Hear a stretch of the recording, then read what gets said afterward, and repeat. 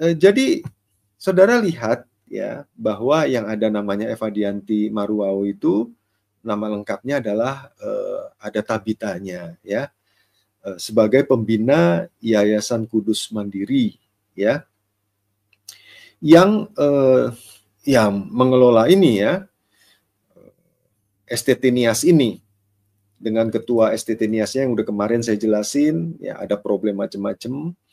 Ya, Ibu Tabita sendiri adalah istri dari almarhum Dr. Timotius Gea. Ya, jadi sudah almarhum November 2018 ya. Nah, jadi saudara perhatikan di situ memang menyolok sekali, eksplisit ya, ada GBI di sini. Ya, di sini ada tulisannya GBI. Kita lanjutkan, ini adalah turut ya berduka cita ya dari keluarga besar BPH GBI Jakarta di sini ya, atas namanya ketua umum yang ditujukan untuk Pendeta Timotius Gea ya, yang sudah menyelesaikan perjuangan ya, jadi selamat tinggal gitu. Nah, saudara lihat ya bahwa almarhum Timotius Gea ya, itu sebelum meninggal itu menjabat sebagai PLT Ketua BPD GBI Kepulauan Nias. Jadi memang punya posisi yang terhormat di sini. Assalamualaikum warahmatullahi wabarakatuh. Berjumpa lagi dengan Jadid HMC ya, channel yang mengedukasi dan menghibur. Masih seputar STT Nias, teman-teman. Kenapa kita masih bahas? Ya karena belum selesai, teman-teman. Belum ada kesimpulan, belum ada hasil. Ya, belum ada, teman-teman. Untuk itu mari kita terus gaungkan hal ini sampai ada yang namanya keadilan, teman-teman. Sampai ada yang namanya titik terang dari kasus ini. Kita nggak bisa, teman-teman. Setiap ada kasus, viral, hilang, biarkan. Nggak bisa. Sudah tidak bisa seperti itu, teman-teman. Jangan mau ya. Jangan mau kita itu, begitu ada isu lain yang menutupi kasus yang lama. Dan kita lupakan begitu saja. Hilang begitu saja. Jangan. Usahakan sampai selesai. Jangan jadi orang yang ada kepala, nggak ada ekornya. Jangan. Kita harus benar-benar memastikan ini, teman-teman, sampai ada akhirnya, endingnya, kesimpulannya. Walaupun mungkin kesimpulannya, endingnya tidak menyenangkan kita, tapi minimal ada hasilnya. Kan begitu. Sama seperti kasus Gilbert Lumondong, teman-teman. Saya mengawal penuh, ya. Saya benar-benar mengecek bagaimana perkembangan kasus Gilbert Lumondong. Walaupun kita tahulah bagaimana kekuatan pendeta Gilbert, bagaimana koneksi dan sebagainya. Itulah yang membuat dia akhirnya mendapatkan SP3, pemberhentian penyidikan. Dianggap kasusnya itu selesai oleh pihak kepolisian dengan kesimpulan bahwa Gilbert Lumondong tidak melakukan pelanggaran hukum. Tidak menyenangkan bagi kita, ya. Tidak menyenangkan bagi umat muslim kebanyakan, tetapi suka tidak suka kita harus menerima kenyataan itu, menerima hasil dari pihak kepolisian, karena kita yakin kepolisian bekerja dengan presisi. Yang penting ada endingnya. Kan seperti itu. Jangan seperti kasus-kasus yang lain, teman-teman. Contoh kasus Ki Ahmad, kasus Sofiatul. Endingnya nggak ada sampai sekarang. Sudah dilaporkan, tapi orangnya masih menghujat sedemikian rupa. Kalau Saifuddin Ibrahim, clear. Ditetapkan sebagai DPO, dan dia melarikan diri, dia kabur, ngumpet di Amerika. Tapi ada hasilnya, kan begitu. Nah, begitu juga dengan STT Nias ini. Kita mau pihak kepolisian memeriksa siapa yang bertanggung jawab atas pengajaran Islamologi yang ada di STT Nias yang jelas-jelas menyimpulkan dan juga membahas agama Islam tidak sesuai dengan koridor. Bahkan menurut saya itu sudah jelas adalah penghujatan, adalah penistaan. Bagi saya dan sebagian teman-teman saya itu clear adalah penghujatan. Oke? Dan di sini, teman-teman, kita akan membahas siapa sebenarnya dalang di belakang dan apa korelasi dengan orang-orang yang kita sebutkan di judul tadi. Dan saya cukup salut dengan Rudy Pan ya dari Layar Teologi yang benar-benar menggali lebih dalam. Dan saya sebenarnya sudah dapat info ini, cuman mohon maaf saya katakan, agak ngeri-ngeri sedap kalau saya yang duluan membahas. Ngeri teman. Karena yang kita bawa ini adalah nama-nama yang besar, nama-nama yang beken, nama-nama yang membuat saya tahun lalu, ya jujur, agak kerepotan. Jadi sepanjang 2024 ini, saya itu direpotkan oleh Gilbert Lumondong. Gara-gara saya memviralkan, saya memberitahukan ada pengajaran Gilbert yang tidak sesuai, di mana dia membandingkan zakat ya dengan yang namanya perpuluhan. Gara-gara itu, kita dipanggil pihak kepolisian. Jadi agak repot. Kita harus akui bahwa Gilbert ini nama besar. Jadi nggak bisa sembarangan. Dan saya bersyukur Rudy Pan Layar Teologi yang duluan memulainya, sehingga saya tinggal meneruskan. Jadi kalau ditanya siapa yang membahas ini, siapa yang mengungkap data ini, Rudy Pan. Mau marah sama dia teman-teman. Bagi pendukungnya Gilbert, kalau mau laporkan, ya kalian boleh laporkan Rudy Pan. Jangan saya lagi teman-teman. Jangan saya lagi. Saya cuman ikut mensounding, ikut memberitahukan dan mereaksi tentunya. Saya mereaksi saja gitu. Ya, saya hanya mereaksi apa yang disampaikan oleh Rudy Pan Layar Teologi. Oke, kita dengarkan dulu. Ya, ini cukup menarik teman-teman. Kaitan antara STT Nias, Saifuddin Ibrahim yang mengaku sebagai orang dosen yang mengajar di STT Nias, pernah jadi dosen tamu, terus Gereja Bethel Indonesia, GBI, dan juga pendeta Gilbert Lumondong. Ada kaitan apa? STT Nias, GBI, Gilbert Lumondong, dan juga Bluku Suntur Saifuddin Ibrahim. Mari kita dengarkan dulu teman-teman. Nabi kamu itu Lucifer. Apa sih urusannya? Emang jahat.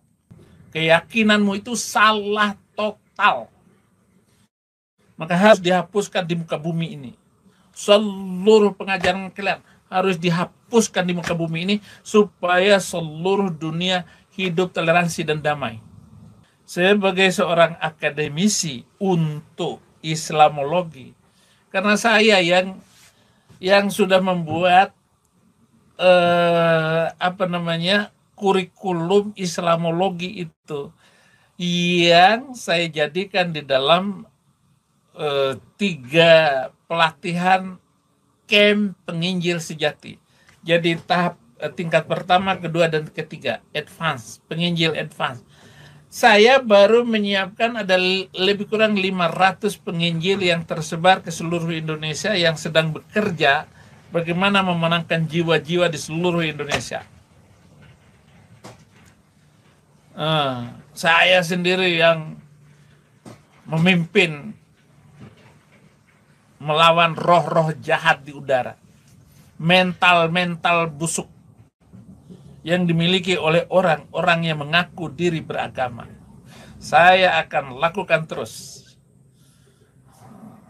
Anda mungkin mengatakan, wah, udara ini, kita kan melawan udara ini. Sinyal-sinyal yang tidak benar, kita harus lawan.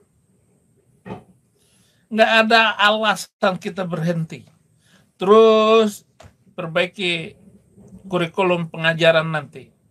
Dan metode-metode saya di dalam menyerang keyakinan itu.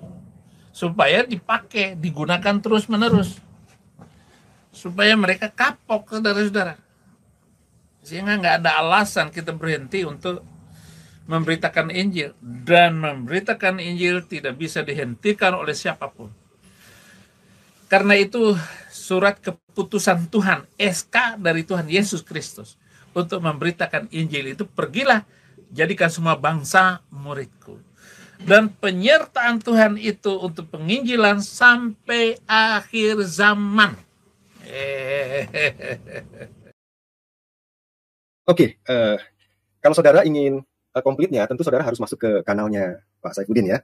Dan saudara memang sih ada bagusnya ya kalau saudara menonton penuh begitu. Tetapi poin-poin penting ini saya sampaikan ya supaya saudara mengerti cara berpikirnya ya seorang Saifuddin Ibrahim itu gimana gitu.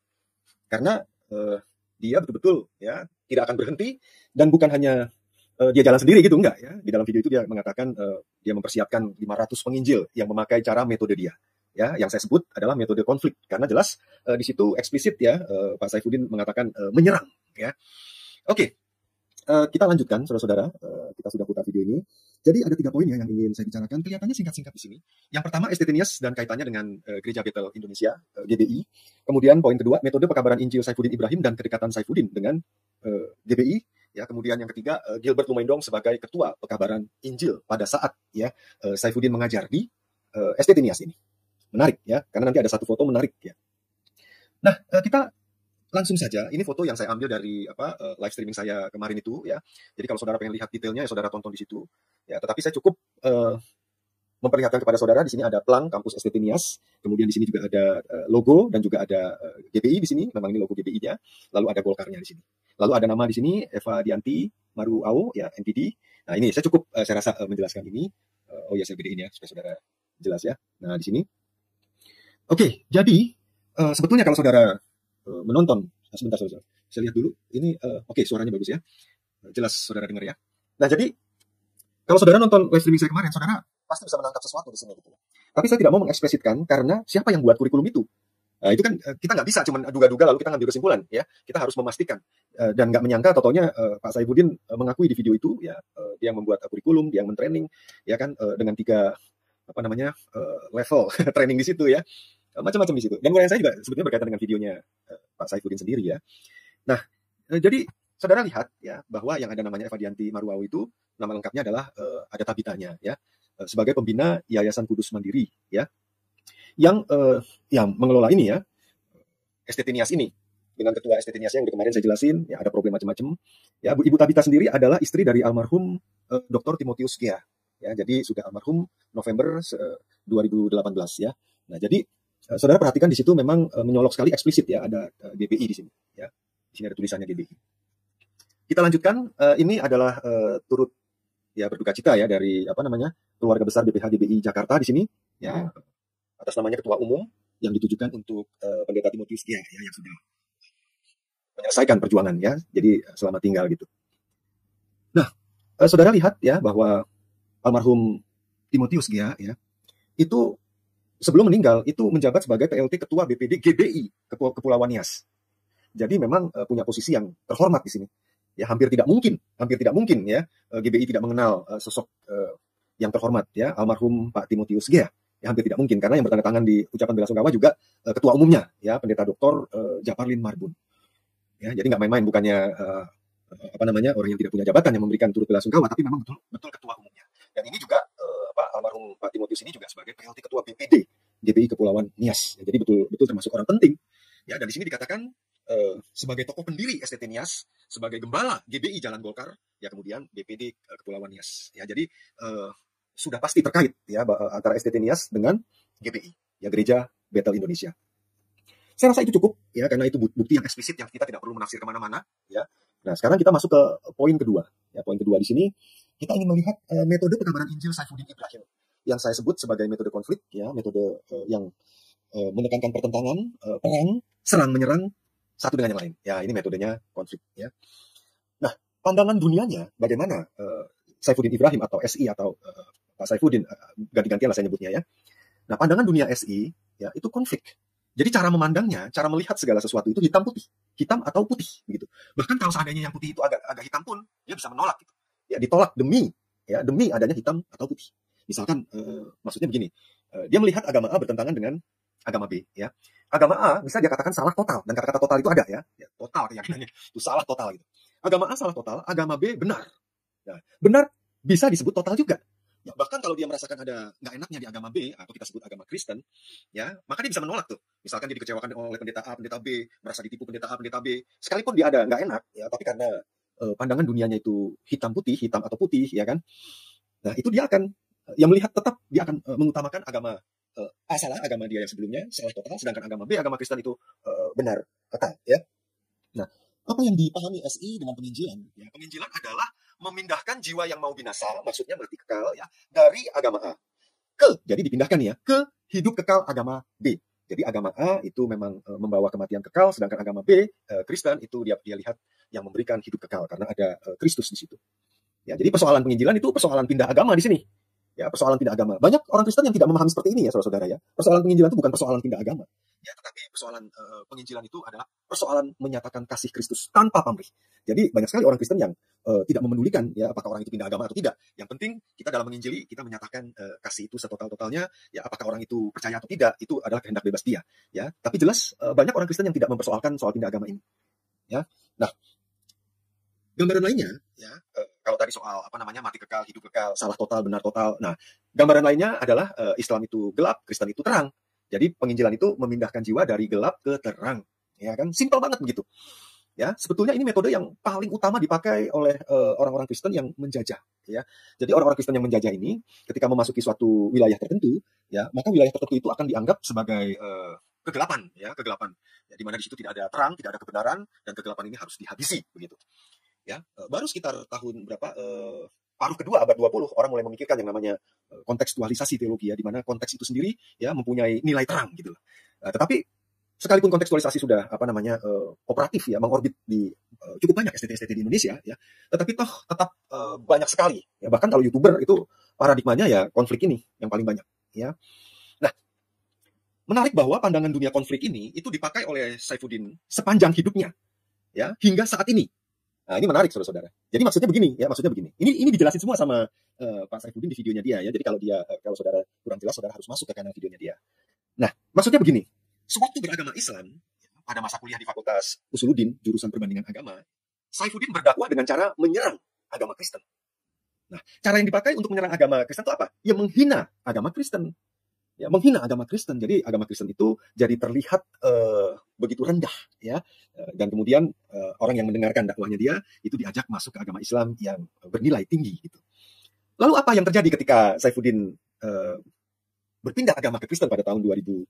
Sebentar ya, saya lihat 2006 ya, pada tahun 2006. Nah, sejak 2006 sampai saat ini kan dia beragama Kristen ya. Cara Saifuddin menginjili, kalau tadinya dia berdakwah, saat ini saat beragama Kristen, cara Saifuddin menginjili adalah dengan menyerang agama Islam, yaitu menghina agama Islam. Ya, tapi saudara perlu tahu ya bahwa bagi Saifuddin penghinaan itu adalah fakta, gitu loh. Ya, memang agama Islam itu jahat dan dia membenarkan. Tadi saudara sudah nonton sendiri, Allah itu Lucifer, Nabi itu Lucifer, ya kan? Dan bagi dia keyakinan Islam itu salah total. Nah, saudara bisa melihat tuh. Jadi pada waktu beragama Islam dia menyerang Kristen. Pada waktu beragama Kristen dia menyerang Islam. Ya. Ya sebetulnya sih saya juga berpikir juga ya sebetulnya salah agamanya apa dianya gitu. Cara memandangnya itu. Karena cara memandang ini nih tidak semua orang Kristen begitu. Ya. Cuman memang kalau di YouTuber banyak sih yang berpandangan begini gitu. Nah, materi kuliah umum Islamologi STT Nias ya, itu dibuat oleh Saifuddin sebagai sarana penginjilan, saudara-saudara. Saudara sudah nonton video yang tadi saya putar, ya itu sarana penginjilan, pekabaran Injil. Menurut Saifuddin, dia menjelaskan fakta bahwa Islam itu gelap, ya Islam itu jahat, ya dan tidak berurusan dengan penistaan. Jadi dia bukan lagi ngomongin soal penistaan, enggak. Ini dia lagi ngomongin soal fakta, ya. Nah, menurut Saifuddin, materi kuliah ini itu bersifat internal, maksudnya untuk kalangan sendiri. Ya, maksudnya untuk kalangan STT Nias yang tentu mengadakan kuliah umum itu, ya. Nah, karena kuliah umum itu juga mengundang keluarga dari para mahasiswa, dosen juga keluarga-keluarganya diundang ke situ, ya mereka dianggap internal. Jadi mereka tuh mendengarkan juga keluarga-keluarganya. Jadi namanya kuliah umum di sini ya, untuk umum gitu. Nah, kalau sekarang materi kuliah itu bocor keluar, kan jadi viral sekarang ini, menurut Saifuddin, ya itu karena dicuri atau dihack sama Muslim katanya. Nah, kalau menurut saya, langsung saya tanggapi persoalan tuduhan Saifuddin bahwa Muslim itu mencuri atau menghack. Saya rasa Saifuddin tidak memahami soal informasi yang diletakkan di sebuah website. Dan terbukti, ya Saifuddin gagap di situ, dia tidak bisa menjelaskan persoalan website ini, malah dia berbicara soal email. Ya. Dan di situ ketahuan bahwa Saifuddin tidak memahami persoalan ini. Nah, saya perlu jelaskan kepada Pak Saifuddin sendiri bahwa segala informasi yang diposting di website itu bersifat publik. Ya, jadi kalau seseorang sudah beli domain nama website, dia buat websitenya, lalu dia posting sesuatu di situ, itu udah bersifat publik. Karena kenapa? Semua website itu bisa dibuat skripnya, ya, ruang login. Jadi hanya member saja yang login di situ. Ya, ruang anggotanya STT Nias yang hanya bisa login dan hanya bisa menonton dan bisa mendownload link materi Islamologinya dia itu. Ya, nah semua website bisa di custom seperti itu. Ya, apalagi saya lihat itu platform website-nya adalah WordPress. Itu sangat bisa, banyak sekali. Bahkan default dari WordPress itu adalah kememberan itu. Ya, jadi sangat bisa, pasti bisa karena itu default. Ya. Nah, terbukti bahwa materi-materi Islamologi yang yang kontennya itu berisi penjelasan tentang Allah, tentang Nabi sebagai Lucifer ya dari cocok logi. Kalau saya lihat cocok logi. Ya, saya lihat cocok logi. Sekarang pertanyaan simpel nih ya. Coba sebentar di sini saya pengen lihat. Jadi saya pengen melihat Karena dia kan begini, nama Nabi Muhammad itu kenapa kok itu disejajarkan sama Lucifer? Karena nama Lucifer yang ada C-nya, pakai C-nya, itu jumlah nilai hurufnya. Jadi setiap huruf kan ada nilainya di situ dia kasih. Kalau dijumlahkan sama begitu loh. Ya, tapi dia pakai Muhammad yang nama Indonesia. Sedangkan Lucifer ini pakai bahasa Inggris. Nama bahasa Inggris karena Lucifer bahasa Indonesia harusnya pakai S. Kalau itu diganti S berarti nggak cocok ya, antara Nabi Muhammad dengan Lucifer nggak cocok. Nah, kenapa sih Saifuddin ini mencocok-cocokkan begitu? Ya karena ya supaya cocok. Supaya cocok ya kan. Nah, pertanyaannya kalau dia memang ilmiah karena Saifuddin mengklaim bahwa dirinya akademisi, dia harus mencari pendasaran ilmiahnya. Ya, dari mana dia sumbernya? Sumber itu pun dikritisi. Apakah kita bisa mempercayai sumber itu gitu loh? Ya, apakah kita bisa percaya apa enggak gitu? Ya, karena di sini kalau saudara lihat nama Nabi Muhammad itu, ya, ini saya copy paste ya. Nah, saya copy paste di sini. Nah, kalau nama Nabi Muhammad itu banyak saudara-saudara. Ya, enggak selalu MU depannya Muhammad gitu, enggak. Ya, ada Muhammad, ada Muhammad A, ya, ada Muhammad, tulisannya saudara lihat nih, ada Mehmet, ada Mamadou, ya, ada Magomed, ya, ini variasi nama Muhammad di Rusia. Nah, jadi banyak. Pertanyaannya kan kenapa nggak pakai ini gitu loh? Kalau pakai ini kan cocok login dia hancur semua.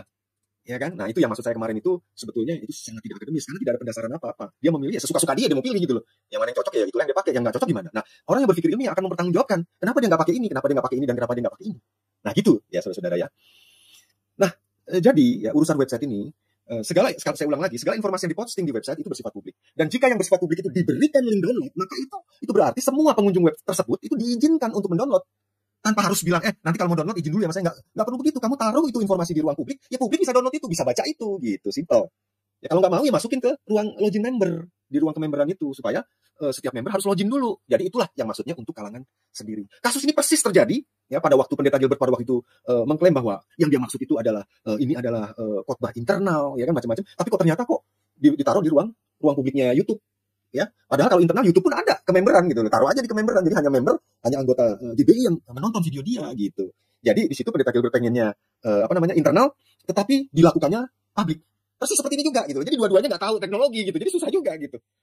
Ya, tapi jelas itu salah. Ya, pemahaman bahwa orang mencuri sesuatu dari website yang bersifat publik itu paham salah. Oke. Metode konflik pada umumnya dipakai oleh para murtadin, tentu termasuk Saifuddin Ibrahim sendiri ya, dan apologet Kristen. Ya ini kebanyakan ya, apologet Kristen ini begini cara melihatnya.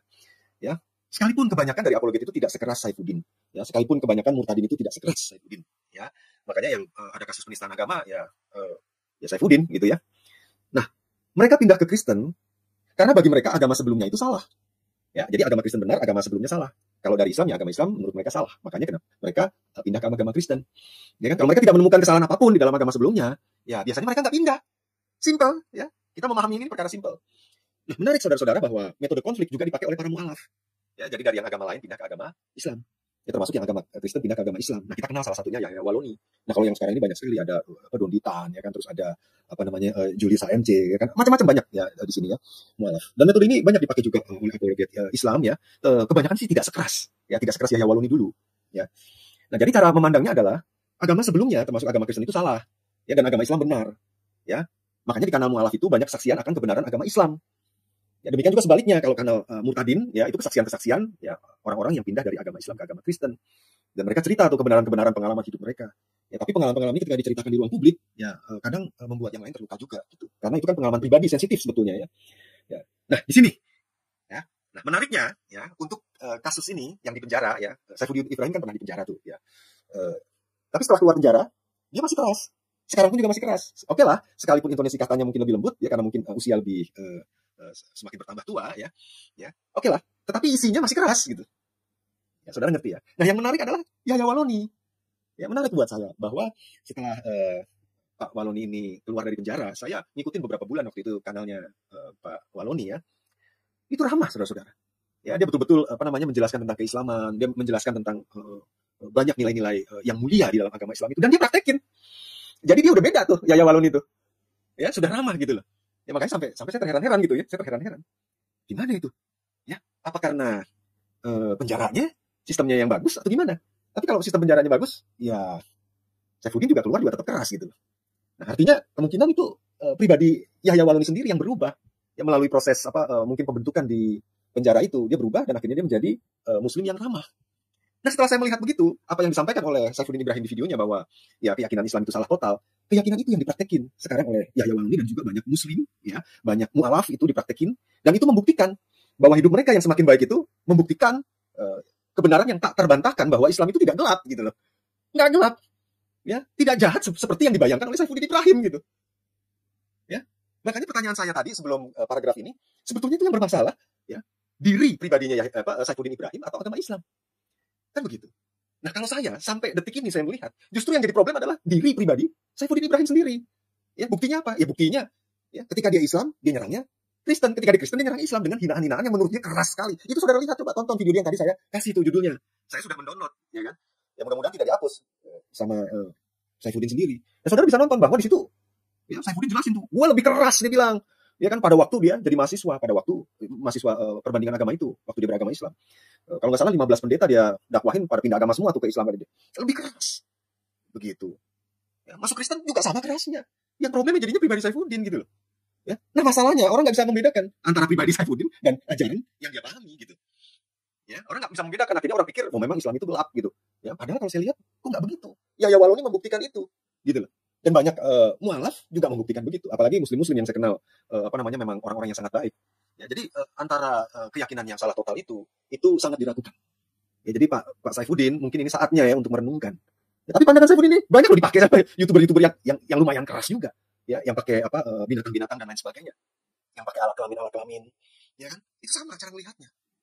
Nah, saudara-saudara, sebagai orang yang orang Kristen yang diberikan akal budi, itu ya harus bersikap kritis ya, mulai menimbang-nimbang itu. Karena kalau kita lihat kekerasan ini bukannya kekerasan Islam pada dirinya, bukan. Tetapi bagaimana Islam itu dipahami oleh yang bersangkutan sehingga menjadi keras gitu. Ya, saudara-saudara ya.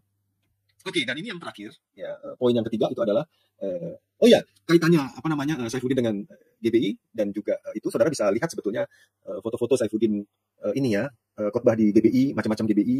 Tetapi sekarang saya mempersingkat saja ya, satu foto yang ya ini sih nggak terbantahkan ya, karena sudah saya sudah saya download juga ini fotonya ya. Jadi foto ini berbicara banyak sekali ya, karena ini acara diadakan 10 Oktober 2021 ya, di mana bulan Oktober 2021 itu dekat-dekat tanggal ini, sekitar tanggal 13 sekian itu ya, itu ada kuliah umumnya. Ya, sekalipun kepastiannya tanggal segitu memang bisa diragukan. Tetapi bisa benar juga apa yang tertulis di website. Ya, bisa benar, bisa salah. Tapi ya itu harus pihak sana tuh yang memverifikasi itu ya. Tetapi di situsnya memang tertulis bulan Oktober tanggal belasan, mungkin tanggal 13 di situ. Jadi sebelum dia mengajar ya beberapa hari itu ada perjumpaan pasti antara Pak Gilbert sendiri dengan Pak Saifuddin. Mereka pasti berjumpa. Nggak mungkin yang satu mau khotbah di jam 11, di jam 6 setengah 9 itu jam 1 siang itu GL yang berkhotbah ya. Nggak mungkin mereka nggak ada tatap temu, nggak ngobrol, nggak ngomong apa-apa gitu ya. Ya, apalagi ya dua orang ini itu sangat concern ya dengan yang namanya pekabaran Injil ya, menjadi yang utama di dalam hidupnya ya. Nah, jadi ini menarik sekali ya buat saya ya, Oktober 2021 ini, dan kemudian ada fotonya Pak Saifuddin, kemudian ada fotonya Pak Gilbert sendiri ya. Artinya mereka ya pasti berhubungan ya, terlepas setelahnya kemudian ada satu ya macam-macam di situ ya, peristiwa yang lain. Tapi pada peristiwa ini jelas bahwa Pak Gilbert sendiri mengenal ya dengan baik tentunya ya, karena nggak mungkin orang nggak kenal atau cuma kenal ketemu atau nggak ketemu gitu ya kan. Terus kemudian tiba-tiba disuruh khotbah ya di gereja gereja dia yang utama kan di situ kan. Iya, Glow ya, di Glow di sini. Jadi ini yang utama kan, cabangnya banyak juga tuh ya kan, dikasih tempat di tempat mimbar yang utama itu nggak sembarangan orang, saudara-saudara ya. Ini orang khusus dan memang punya kedekatan. Dan yang paling menarik yaitu dua-duanya sama-sama memprioritaskan soal penginjilan ini ya. Tahu dari mana, Ruth? Iya ya, tahunya simpel sekali bahwa Pak Gilbert itu ya di tahun 2021, yaitu di periode 2019 sampai 2023, saudara melihat di sini bahwa Pak Gilbert di sini menjabat sebagai ketua pekabaran Injil ya, ketua pekabaran Injil. Jadi pada saat itu ya, pada saat sekarang ini ya, kalau sekarang ini kan dipimpin 2021 itu ibu istrinya Pak Timotius itu yang pembina yayasan itu ya, itu pasti mengenal ya kedekatan itu, karena suaminya Pak Timotius itu pejabat, boleh dibilang pejabat GBI, sekalipun itu di daerah ya, saudara-saudara ya. Itu pejabat, nggak bisa dibantah itu, saudara-saudara. Apakah pada waktu itu ibu istrinya Pak Timotius ya itu tidak mengetahui soal materi konten dari Islamologi STT Nias?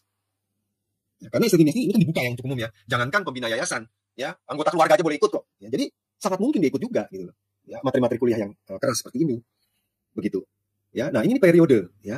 Apakah sebagai ketua pekabaran Injil pada periode 2019-2023 atau tahun 2021 ini kan ketua pekabaran Injil ya, Pak Gilbert ini ketuanya loh. Itu tidak menahu sama sekali kiprahnya Pak Saifuddin. Apakah mungkin tidak tahu sama sekali persoalannya di situ? Saudara coba memikirkan. Apakah nggak ada percakapan gini? Gimana bro? Nanti mau ngajar Islamologi di STT Nias? Nah, pasti kan ada percakapan sedikit kayak 1-2 hal. Ini suatu dugaan yang logis sekali. Karena suatu mimbar khusus dipercayakan oleh Pak Saifuddin itu, jelas ini ada satu relasi khusus gitu. Nah, saudara yang tahu relasi khususnya gimana ya, coba saudara kasih tahu. Kayaknya Paul Chang juga tahu tuh, ya kan? Bro Joshua Teo tahu juga tuh, ya kan, relasi khususnya ini. Nah, saudara silakan deh tulis di situ, ya di kolom komentar, ya kan? Pasti ada relasi khususnya, nggak mungkin itu peristiwa yang cuma beberapa hari seputaran kok antara ketua pekabaran Injil, ya, dan juga seorang Saifuddin, seorang memang pengajar dari dulunya tuh dia memang seorang pengajar, membuat kurikulum bisa, membuat materi konten itu bisa juga, bahannya nggak diketahui gitu loh. Ya, sama ketua pekabaran Injil, apakah mungkin? Pertanyaannya. Kalau logika umum sih mungkin loh, dugaannya begitu. Mungkin loh dia tahu. Ya kan? Mungkin loh Pak Gilbert tahu loh. Nah, di sini bisa saja Pak Gilbert menyangkal dan lain sebagainya, tapi saksinya banyak. Nah, saksinya banyak nih, ya, yang dididik sama yang dididik sama Pak Saifuddin aja, yang dipersiapkan sesuai dengan metode dia itu 500 penginjil. Ya, coba saudara bayangin. Nah, di 500 penginjil itu, ya mungkin mereka bisa kasih komen juga kali. Kalau nonton video ini kasih komen. Apakah mereka juga dikasih bahan materi yang sama? Kemudian mereka juga akan menginjili orang lain yang pada kenyataannya ya kebanyakan memang Muslim, begitu loh, yang diinjili itu. Ya. Nah, jangan-jangan metode ini itu yang membuat GBI besar, bisa jadi. Ya, karena kecanggihan dari Saifuddin Ibrahim membuat konten terus kemudian mempengaruhi orang yang tidak terpelajar, akhirnya ketakutan dan lain sebagainya, pindah agama, itu saya pikir tidak baik ya, suatu metode pekabaran Injil yang tidak baik ya, karena sebetulnya itu manipulatif gitu. Ngeri ya teman-teman ya. Dan ini sebenarnya saya sudah dapat jauh hari teman-teman. Saya cari tahu ya siapa yang punya STT Nias, ya saya lihat siapa pendirinya, dan saya dapati hasil yang sama gitu. Cuman saya cukup terkejut karena ini dikaitkan dengan Gilbert Lumondong. Kalau kemarin saya cuma mendapatkan Saifuddin Ibrahim, GBI, dan juga STT Nias. Ya, karena udah jelas, Saifuddin mengakui sendiri bahwa dia pernah teman-teman mengajar di sana. Dan tentu saja pengajaran Saifuddin itu adalah pengajaran yang menentang dan menghujat agama Islam dengan sangat keras. Karena memang reputasinya seperti itu. Dan ini cukup mengejutkan karena STT Nias punya kerjasama dengan GBI. Ada kerjasama, ada kaitannya. Kan begitu. Apalagi pembinanya, yaitu Ibu Tabita Eva Dayanti, itu adalah istri dari mendiang Dr. Timotius Gea, seorang gembala, ya pendeta di Gereja Bethel Indonesia Nias. Dan juga dia adalah PLT, ya pernah menjadi PLT Ketua BPD GBI Kepulauan Nias. Jabatan yang bergengsi, orang nomor 1 GBI yang ada di Nias, kan begitu. Dan ini saya mau koreksi juga, karena mereka menggunakan gelar almarhum ya buat pendeta Timotius Gea, itu gelar yang salah, karena almarhum itu adalah gelar yang dipakai oleh umat muslim. Kalau selain muslim setahu saya mendiang. Ya ini saya agak bingung nih. Bagaimana mungkin pendeta STT bisa salah menggunakan gelar? Silakan dicek. Almarhum itu hanya dipakai oleh umat muslim. Seharusnya kalian jangan meniru.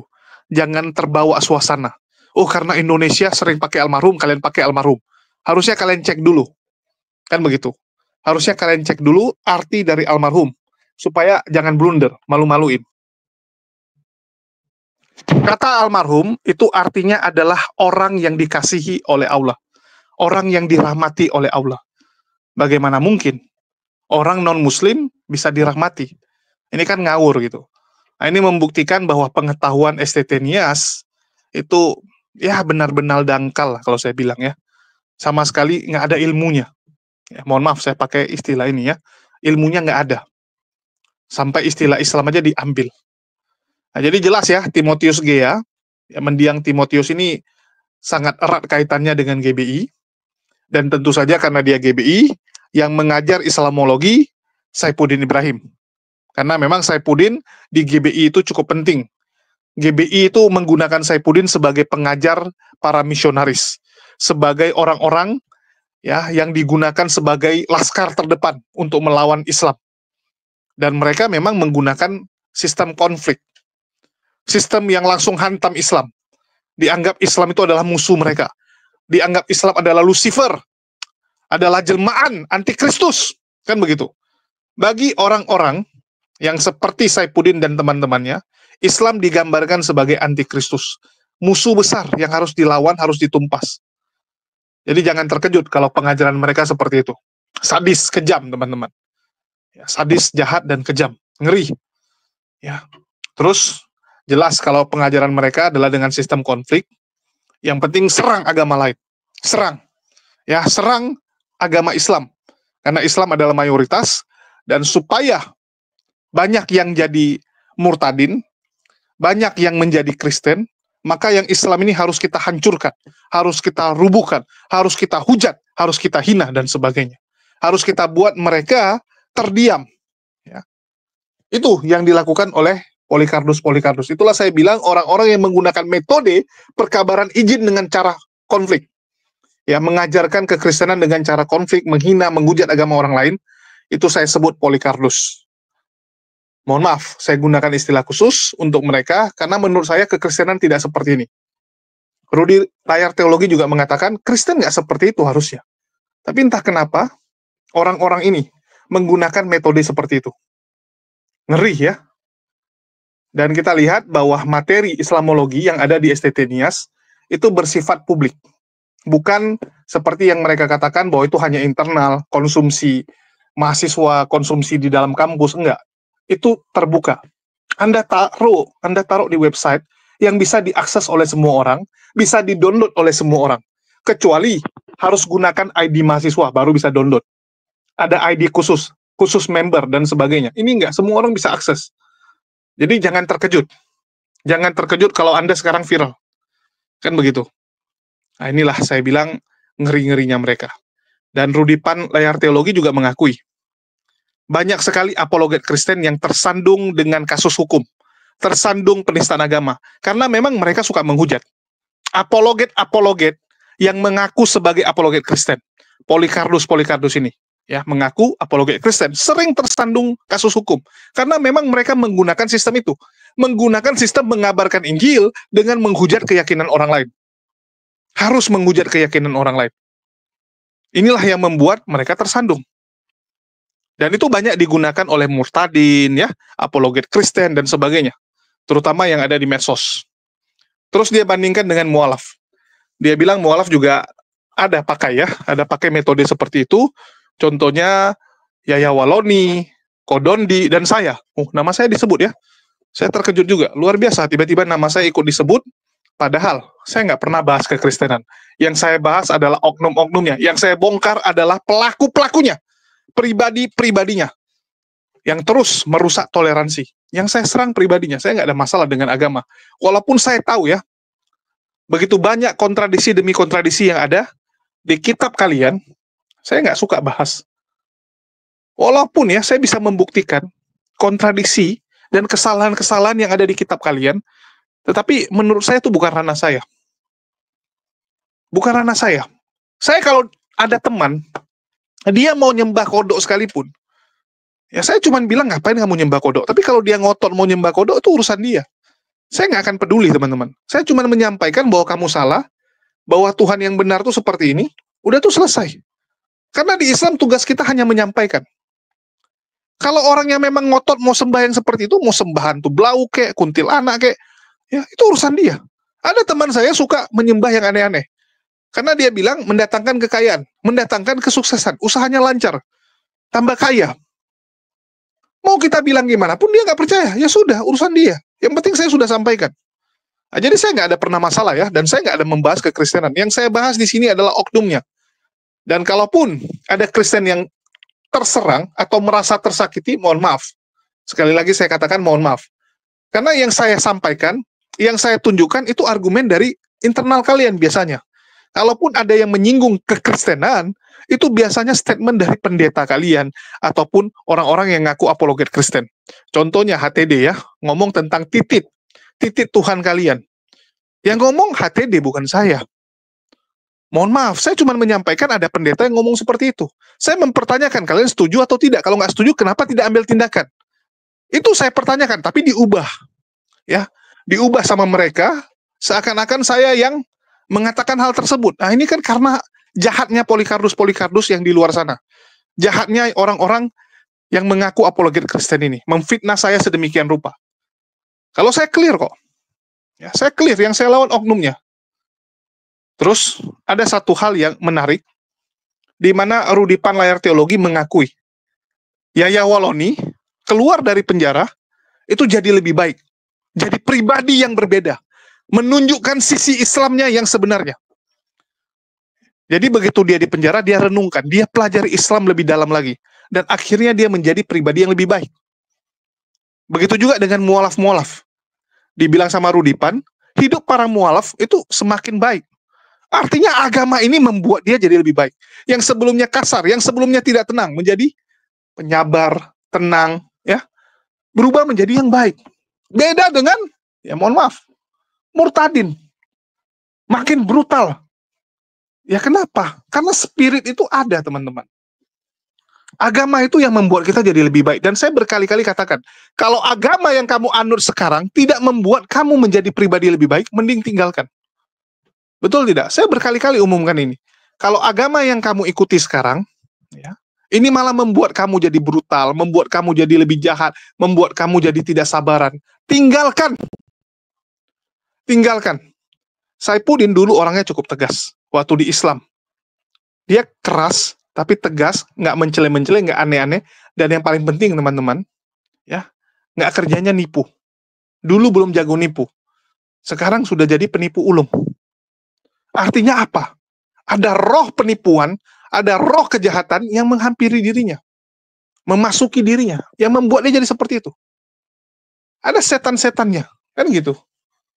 Nah, jadi kita bersyukur Rudipan masih bisa menilai secara objektif ya kalau saya bilang, dan ini sangat bagus. Dan jangan terkejut karena memang suka tidak suka STT Nias ini punya kedekatan dengan GBI. Dan dalam hal ini GBI di bawah pengawasannya Pendeta Gilbert Lumondong. Jadi GBI itu banyak, ya. Ada Pak Muji, ya. Ada juga pendeta-pendeta yang lain. Dan dalam hal ini GBI yang ada di Nias ini yang diikuti oleh Pendeta Timotius Gea itu di bawah, under, ya, kerjasamanya itu dengan Gilbert Lumondong. Dan saya punya banyak bukti sebenarnya. Pendeta Gilbert Lumondong ini terlibat dalam murtadin-murtadin yang dipakai untuk menyerang agama Islam, mempengaruhi orang-orang Islam. Dia paling hobi mendanai. Jadi gereja GBI Glow itu adalah nama GBI-nya Gilbert. Itu adalah GBI yang sangat aktif mendanai murtadin. Kosman bin Sunet itu sering juga diundang untuk kesaksian.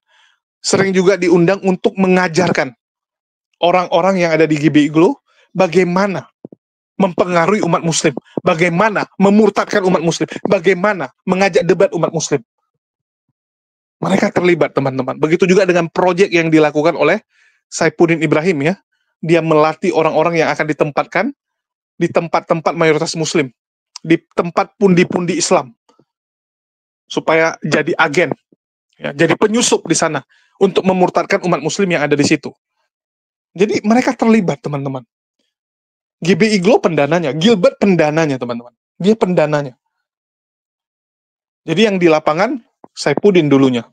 Ya, jadi kepala lapangannya Saifuddin, dan salah satu cabang-cabang yang ada di lapangan ya ini STT Nias, salah satu ujung tombak yang ada di lapangan. STT Nias penghasil tamatan-tamatan, ya, sarjana teologi yang punya pemahaman anti-Islam. Ya, mendidik orang untuk anti-Islam. Mengerikan. Ya, kalau memang seperti itu. Kalau memang pengajaran ini ada di STT Nias. Dan sekali lagi STT Nias menghapus channel tersebut, menghapus situs tersebut, itu blunder. Jejak digital nggak seperti itu. Anda salah. Ya, Anda salah, dan kita masih berharap pihak kepolisian, dan dalam hal ini mungkin harus Mabes Polri yang turun tangan langsung, supaya tidak ada yang aneh-aneh. Ya, kita berharap Mabes segera turun untuk memeriksa, dan ya segeralah bisa ada kesimpulan, bisa ada hasil siapa sebenarnya dalang di belakang ini, dan ya siapa biang keroknya. Mungkin itu aja dari saya. Makasih nih buat teman-teman semua yang udah nyimak dan mendukung channel ini. Makasih buat semuanya. Di akhir kata saya ucapkan wassalamualaikum warahmatullahi wabarakatuh. Sampai jumpa di konten-konten kita berikutnya.